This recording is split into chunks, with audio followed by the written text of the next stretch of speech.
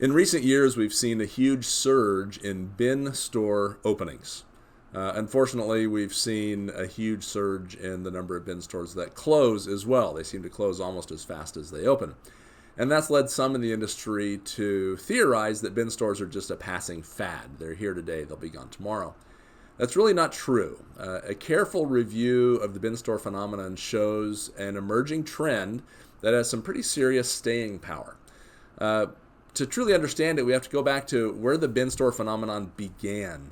It all started at one store that was owned by one liquidation company. They wanted to close the store, so it was simply a desperation move on their part to get their store empty so they could close it. They told everybody in the store that day, everything in the store is $5 today. Tomorrow the price will go down, the next day the price will go down, and it's going to keep doing that until everything's sold and the store's empty so I can close it. Well, the response was so tremendous that they thought, I wonder if I can do that again. So they loaded the store back up, ran the same sale again, and the response was even bigger. And the bin store, as we know it today, was born. Social media drove much of what happened next. People were posting these videos of the things that they were able to get for only a few dollars, and those posts went viral. Everybody starts talking about this innovative new store concept, and would-be entrepreneurs see that as the next greatest thing, and they want to be a part of it. So they start opening up bin stores, and they start opening as fast as mushrooms on a well-watered lawn.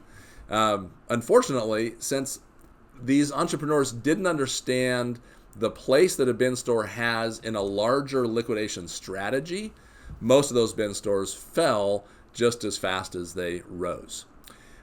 It's important to remember that the original bin stores existed and were effective and were successful because they were part of a much larger liquidation strategy.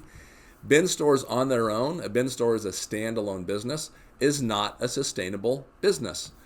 Bin stores, at best, produce a modest profit. In reality, they're designed to be a break-even operation.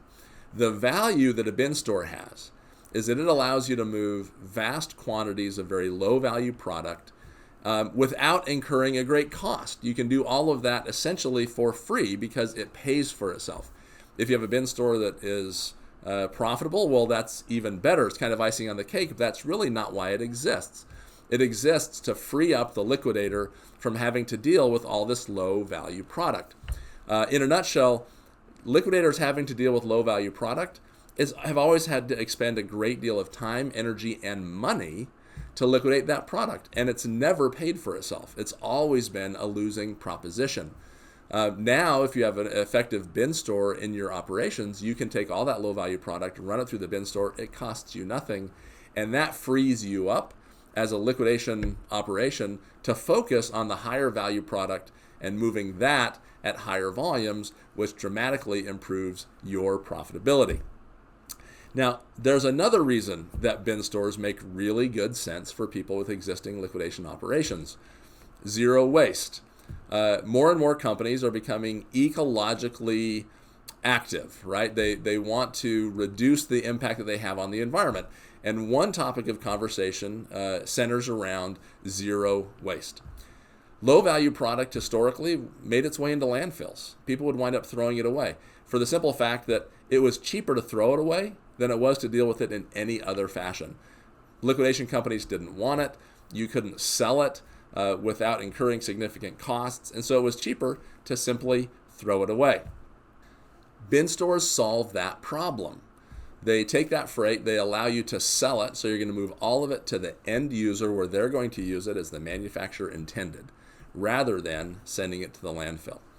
The only way that a circular economy can achieve on any kind of a scale is if you keep product in the economy, right? The product that gets created has to reach the end consumer. And then the end consumer at the end of that product's life can make the determination of what do we do with this product now that it's reached the end of its life. Ideally, if there are circular economy processes, procedures in place, then it's easy for that consumer to make sure that product is either reused or recycled or disposed of properly. But in the end, if you want to have any kind of a circular economy, you've got to keep stuff in the economy. And bin stores do that rather than just dumping it en masse into a landfill. Liquidation operations that successfully integrate a bin store strategy will have an operational, financial, and ecological edge over their competitors in a very competitive reverse logistics liquidation marketplace. Those that don't incorporate a bin store will be operating at a significant disadvantage. Thus, bin stores are here to stay. It's a business model with legs for one simple reason, and that is that it makes existing liquidation operations more profitable. Not just a little bit more profitable, but significantly more profitable. And anything that improves the profitability of a company is here to stay.